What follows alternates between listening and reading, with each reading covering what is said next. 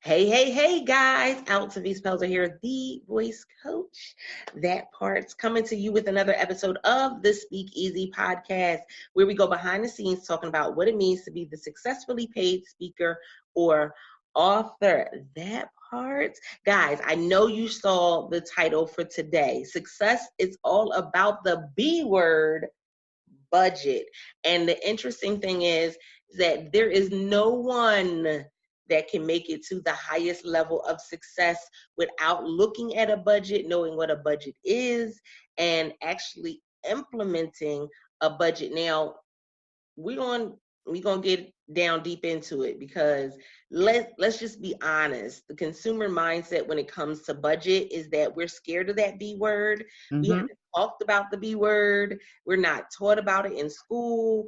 Let's look. We're taught how to fill in circles now, which has absolutely nothing to do with what we'll be doing after we get out of school. So that those types of things are what we'll be discussing in today's episode. I am super excited to have my sis on today. Hey, Patrice. Hey, y'all,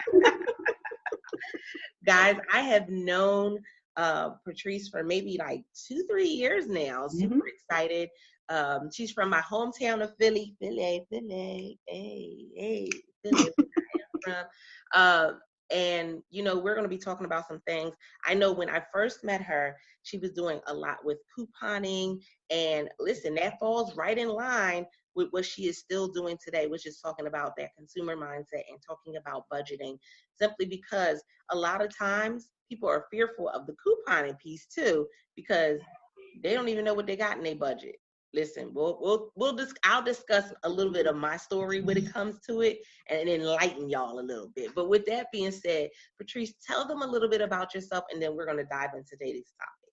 All right. Well, first of all, thank you so much for even having me on the Speak Easy podcast. I am overly elated about this.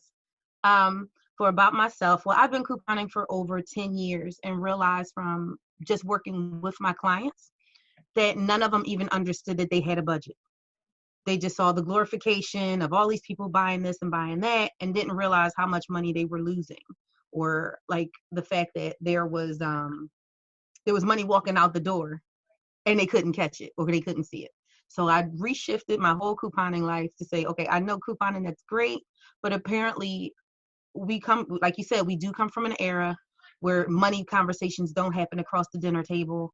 We don't sit and actually tell our kids, how to basically save some dollars or at least know what you're supposed to be doing with your money. So that's why I shifted.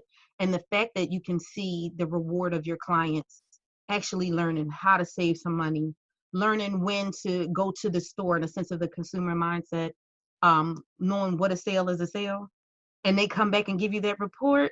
Oh man, that's hype for me. Like that brand new pair of shoes we get, ladies. Like you be like, oh, this girl look good. That's exactly the reward I get from it. So that's what drives me right now to keep going and teaching people about budgeting and consumer mindsets. Now, I have to say, with my own journey, I'll get a little into the episode, and then I'll tell you guys an experience that I had when it came from moving from public assistance to actually paying for my own stuff, and the reality check that I got in that moment, because that was definitely a reality check.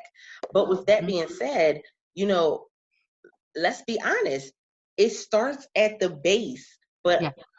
as the foundation when it comes to school and home. Those are the two places we're supposed to be learning this. But why is it that even now in 2019, we're still not learning it in school or in home? My belief is the fear. It's truly a fear. You tell these kids, be sports minded, be academic minded, but when it comes to money, which is really part of your real world, a lot of us get afraid of it.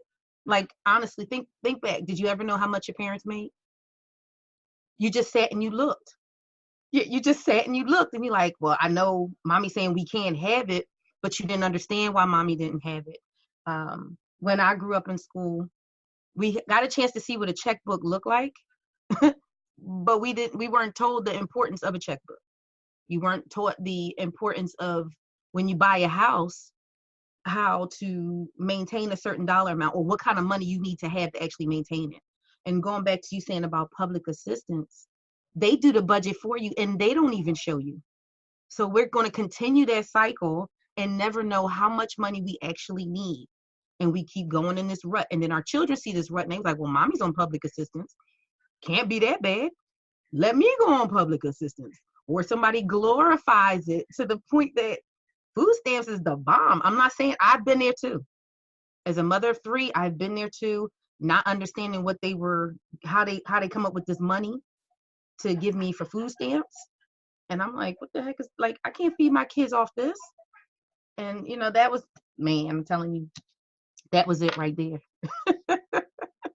And it's so valuable because, let me tell you, let's just be honest. If I would have asked my mother how much she made, I probably would have got bust in the.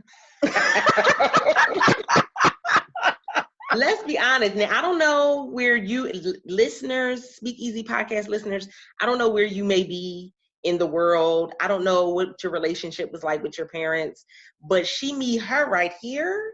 Mm-hmm. If I would have asked my mother how much she made, I probably would have been busting them out. Likewise. Because I was being nosy. I was in grown folk business. Grown folk business. You mind yours, I mind mine. Exactly. And it's interesting because I even did a post in one of the Facebook community. Actually, it was in Red Table Talk. And I asked the question, I said, do you talk to your children about finances? Ooh, the responses. They ain't paying the bills, so why do I need to? So I didn't say about the bills. I said finances. And that's immediately where our mind goes. Yep. I actually sat my kids down and showed them how much I was making at a job. My first job versus where, you know, my life is currently now. And they was like, that's a lot of money. I said, no, honey, it's not. I said, let me show you what this gas bill looks like. Let me show you what your grocery bill actually looks like and how much y'all eat. And why I be like, listen, we make these meals for a reason. We stretch it out and such for a reason. And they just didn't understand it at first.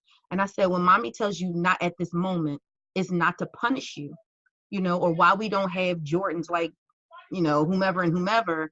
It's the fact that mommy has to live within her means.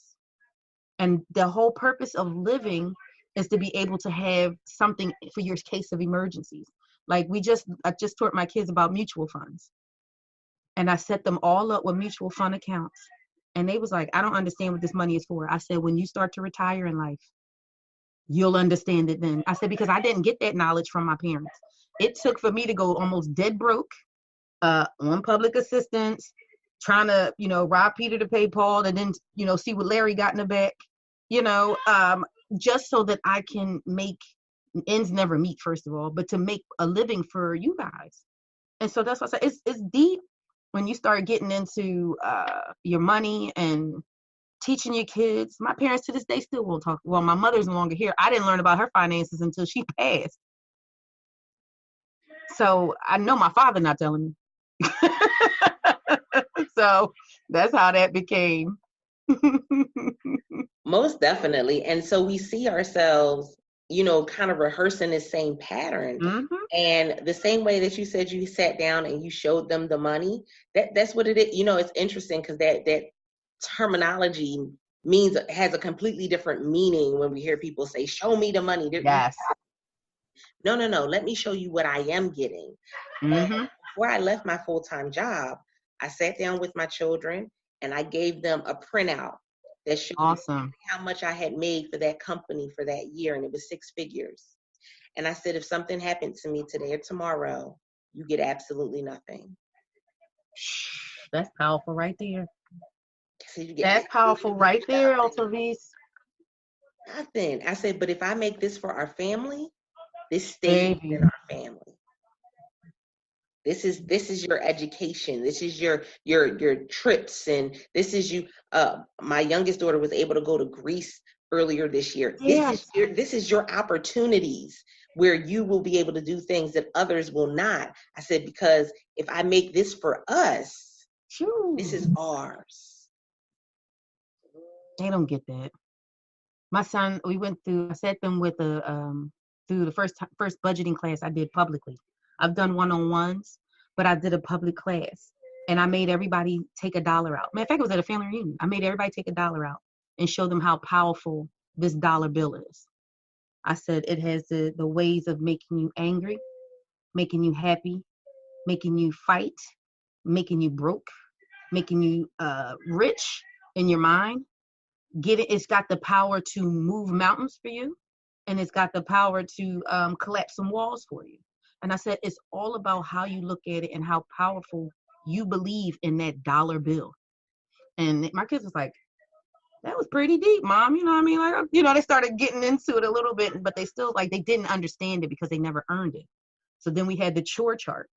I know it sounds real corny, Black households, chore charts, but it made them understand, like, if you don't earn this, or if you don't take care of this when you want something and it's not there, what are you going to do to regenerate this money? Because I'm not always going to be here. You know, I'm not promised forever. So what are you going to do when I'm gone, my friend? So that was, yeah, I'm with you with that for real. It's definitely, you know, I think it's the interesting thing is it's time out for us just ignoring it. Mm-hmm. And now we got to really have those real talk conversations about it. And when we look around, we stand out as the minority because we're having these conversations. So our kids go to school and they say things to other students that, you know, other students are like, how do you know that? You know, what are you talking about? Mm-hmm. I've heard my children say it. I've looked at my children and smiled, you know, at some of the responses or some of the things that they'll suggest. And when my oldest daughter was like, you know what, Mom?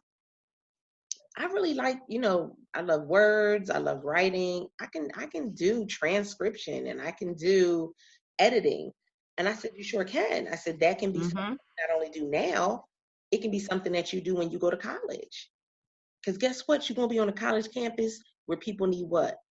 Help with writing papers. Come on now, get that entrepreneur life going on the children. Come on. My daughter was in college selling toilet tissue. She was selling paper towels, feminine products. I told her, I said, because the blessing is your mother knows how to coupon. So for me to buy an 80 pack of individually wrapped Scotch toilet tissue was like $11.99. So if you bought $1 off of each one, girl, you can go regenerate for whatever you need.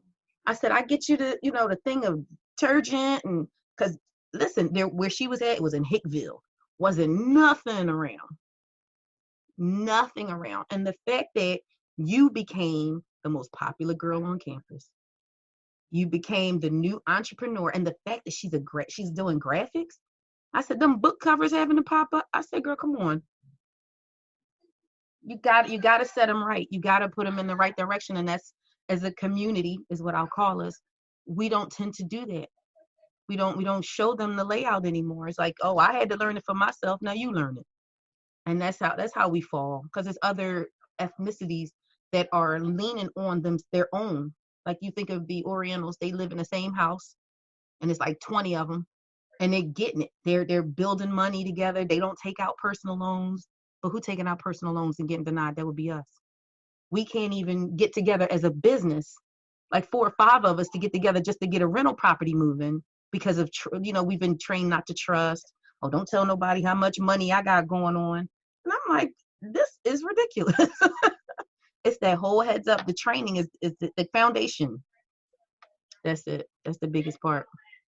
Yeah, it's interesting how we allow it to transpire. And even as adults, there are so many adults that I see that struggle with budgeting. They struggle with money. And let's be honest, there is no one that can be a successfully paid speaker or author or entrepreneur without having knowledge, understanding, and a commitment to a budget. Because if not, your money will run out of your bank account like faucet water.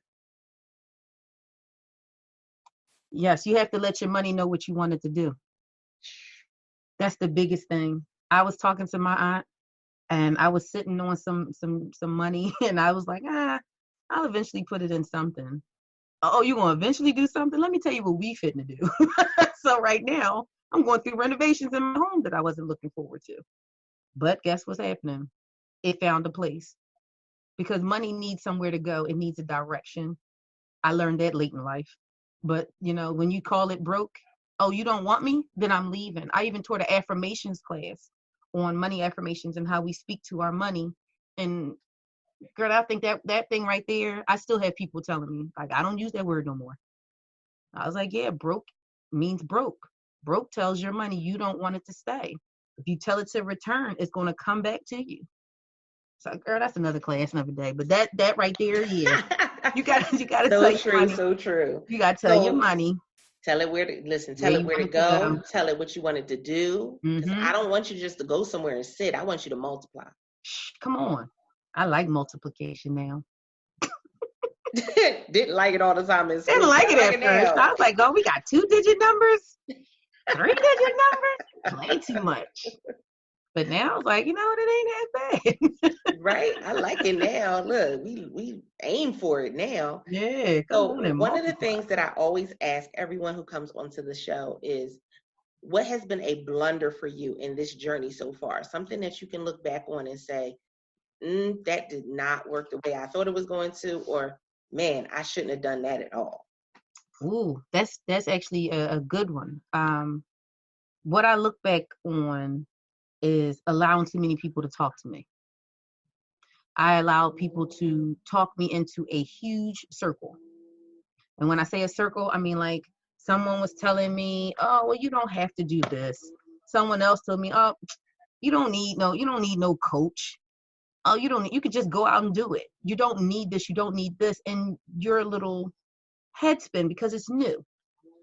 You know what I mean? And with it being new, you don't really know what to do. And you're just trying to, my advice was find one source that you trust and you can see the fruits of their labor and follow the steps.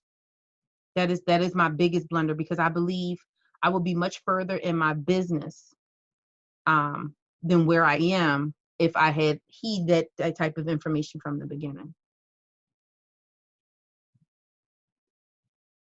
That's a tough one for a lot of people because we have that issue with trust. Mm-hmm. And so we're like, okay, do we trust people? Do we not trust them? Because when I find somebody that's going to be my coach, I have to be vulnerable with them. Yes. I have to be transparent with them. And I have to let them know my budget. I have to let them know what's going on with my finances.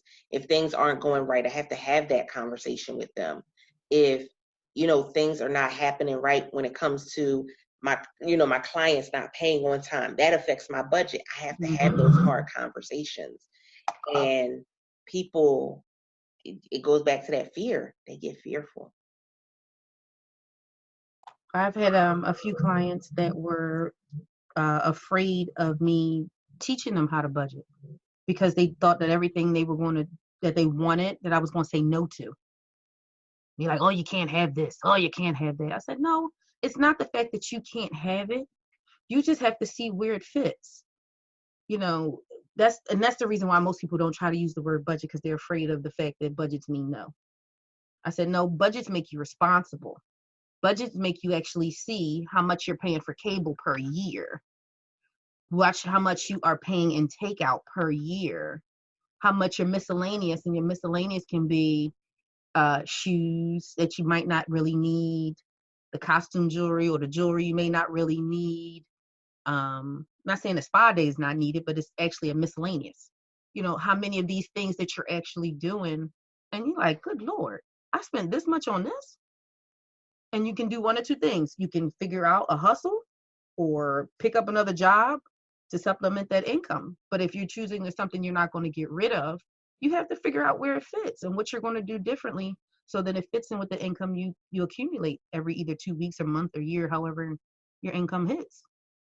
Yeah, and being real about what it is that you're accumulating. I think that was a major one that a lot of people coming in find themselves you know, not wanting to be honest about the failure piece because they're putting out more money than what they're bringing in. And so they're traveling to all of these events, they're traveling and doing different things, but they're not generating money to cover what it is that they're doing. And so you're running at a deficit. You're losing quicker than you think. You turned your business into a straight negative before it even got started. You know, like the first 2 to 3 years, they say in business, you may not see any real profit, but to go backwards, you know, that's the hurt part. I sat with one of my business friends, and they teach business budget planning. When I sat with her and looked at that versus what I teach, I said there is truly a dynamic difference. You know, your travel, how much you got to know how much your tickets are, how much car fare is. I was like, oh, I'm good without all that. You just, I said, let me finish with this lane. Let me work with the everyday people. If they want businesses, I'll shift them to you. I'll be that friend. But that right there was mind blowing. So I got scared when I looked at my own business. I'm like, ooh, I'm not doing as great as I thought. I said, I got the house in order, knowing how much my mortgage is every week, how much I'm paying for this, how much I'm paying for that, I'm paying for this. And there was a time I was really scared. I was scared to write on the paper. And that's the biggest thing. That's the biggest tip I would leave with. Write it all out. You know, everybody's on Excel. Everybody got these little apps and whatever. It doesn't get real until pen actually hits paper.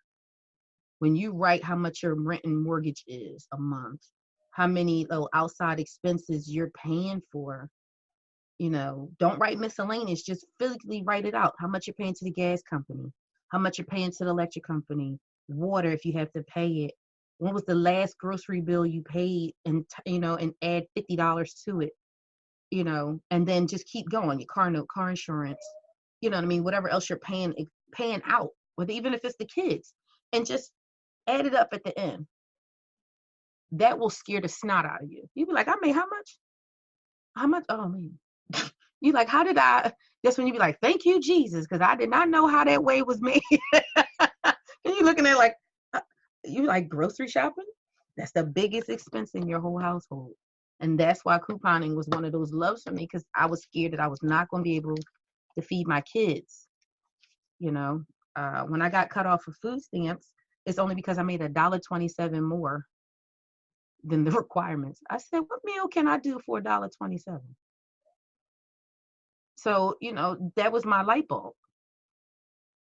So, yeah, you got to get that in order.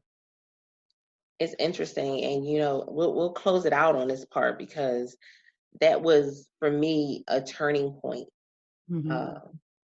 Because I said, okay, so, you know, I was on public assistance. I was getting food stamps. And, you know, you can get food stamps and you can get $50, you can get $500. It just depends. And so I would get food stamps. Who has to sit down and write a budget when food is taken care of? I can get whatever I want. And it became a crutch. I even talked about it in a book that I wrote called Leverage, because I said it literally, it was put in place to help us. And I think a lot of times it's gone beyond that, and it started hindering us. Because no, I didn't sit down and write a budget. I didn't know how much money I was actually spending on food a month, a week, in order for me to feed myself and my children. And the straw that broke the camel's back was when I was no longer working a job and I was working for myself. They wanted to know my business expenses. And I said, so you want to know my business expenses because I'm working for myself. But when I was working a job, you didn't want to know my expenses then. You didn't want it, like you didn't want to know how much I was paying for transportation. You didn't want to know any of those business expenses. But when I'm working for myself, yeah. Oh, now we want to see what it is that. Oh, okay, no, I'll do it out. And that first month, I cussed myself out any cuss words, because I was like, "What were you thinking?" That's what I told you. Go back down there and grovel and see what it is you need to do. to get them, go on, get them food stamps back. And I literally was looking at myself like, go on and do it. Go ahead, go on back there and get it. And then I actually started, budgeting out, okay, how much money am I really putting out for food? Okay, I can put out this amount. I can do this. I can, cut corners in a couple places. I can put out about $300 a month and actually do pretty good with how much food is in the house. So then why did I need the amount that they were giving me?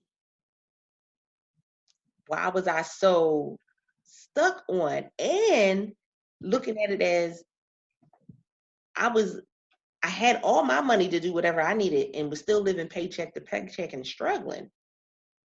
But when I actually sat down and did the budget, come on, I'm like, well, I really wasn't struggling. I was struggling because of me. It was a huge aha for me and completely shifted it. So yeah, I may have times where I'll sit down and I'll go through the money and talk it out with because I have teenagers now. I'm like, y'all are about to be running your own households. So yeah, you need to know if it's going to be tight this next couple weeks or tight this month and, we can't do anything extra. You need to know those things because when it comes your time, you need to know when it's tight, it's tight. I can't squeeze a lemon out of penny. Oh, that's a good one. Can't do that. It's not going to work. It's truth to it. It's a lot of, I was laughing when you were talking about, where I didn't need it. I learned how to coupon and how to, when I had food stamps, I was like, it's not stretching enough. But the biggest thing was, and the biggest hustle I had to learn is how to flip it to the point you coupon just enough that toilet tissue and paper towels and all that stuff was paid based off the food stamps.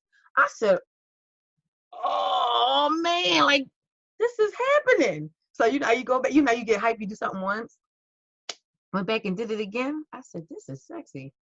I still don't want these food stamps because you all in my life. Where's your kid's father? What's your blood type? That's how you felt. What's your blood type?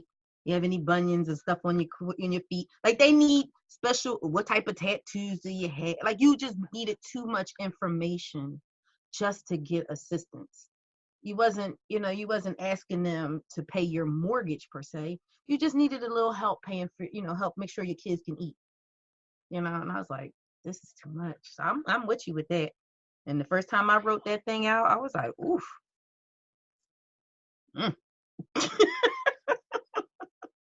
That was it was murder. Sure enough reality check, right? I was like, look, y'all might go back to Kool-Aid. Ain't no more bottled soda in here. Little sugar water.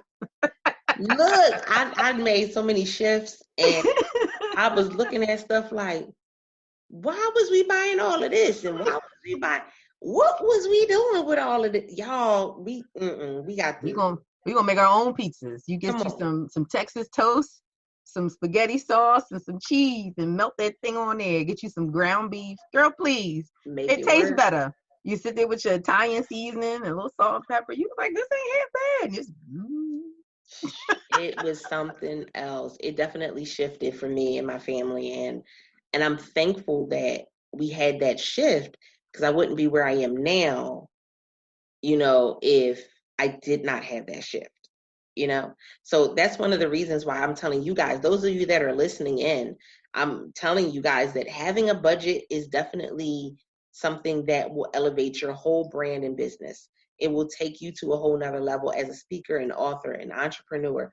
No matter where you are, that's going to be something that you're going to need if you're deciding that you're going to level up for 2020. You're going to need a budget. You're going to need to have that real conversation. And so that's why I love doing the interviews that we do on the show, because we hit on every aspect of what you will need to be successful. So with that being said, Patrice, let them know how they can get in contact with you. Oh, I'd be so honored. One, if you're on Facebook or on Periscope, my name is my name. But it's Patrice, and it's Niki, Niki, Greene with an E. If you spell it wrong, it'll be some other young lady, but just look for the young lady with the flower in her hair and every broadcast. If you're on Instagram and even on Twitter, it is social attraction. Yep, all one word, no underscores, no special symbol. Social attraction. You'll see this face with a flower in the head. If you're an email person, you can go to socialattractionllc@gmail.com and you will definitely be able to reach out to me. And I'm pretty quick on my responses. It won't be like 2-3 days. If you have any questions or anything like that, I'm more than welcome to just write you back. You want to joke, laugh, whatever it is about, ask quick questions. I'm more than willing to do that with you guys. I absolutely love it, guys. This is what elevation looks like. This is what success looks like. It's having the right conversations with the right people. So definitely, if you're saying that, you really know that budgeting is the bane of your existence, it's your Achilles heel, definitely reach out, guys. Go ahead, take that call. Go ahead, send that email so that way you can be on the right track for 2020. Guys, I love doing each and every one of these episodes. Make sure that you let us know how this particular episode resonated with you. Go to bit.ly/Speakeasy Podcast Show, all lowercase, and let us know how this resonated with you. Not just that, but share it out. Somebody else that you know may need this information and is ready to take it to a whole new level for 2020. So with that being said, I appreciate you guys. And until next time, don't forget to press it out. See ya.